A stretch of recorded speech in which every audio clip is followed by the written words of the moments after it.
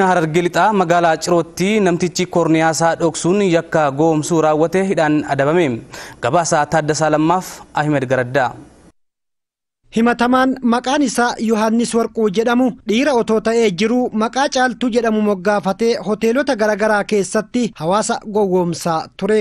Yakka ittiin himatame kana waggaa 4 dura kan eegale yoo ta'u yakkichas waakkii tokko malee amane. Eeruu hawaasni qaamolee nageenyaaf kennaniin himatamaan to'annoo seeraa jala ooluu kan himan abbaan adeemsa qorannoo yakkaa fi murtii haqaa kennisiisuu waajjira poolisii magaalaa Ciroo Saajin Olaanaa Tasfaayee Abdiisaa hawaasa magaalaa Ciroo fi qaamolee nageenyaa galateeffataniiru.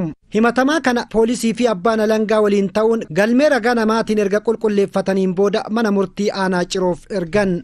Manni murtii aanaa Ciroos himatamaan seera yakkaa bara 1996 bahe keewwata 692 muraa tokko bira darbuun yakka kana raawwatee waan argameef hidhaa cimaa waggaa 2 akka adabamu itti murteesseera.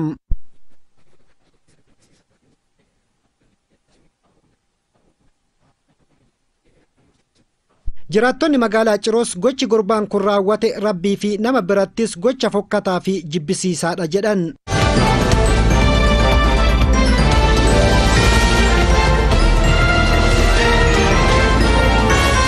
Egan daawwattoota keenya oduu poolisii torban kanaaf jennee otoo hin xumuriin dura hangafoota sana yaaltakka deebiin isin yaadachiisa.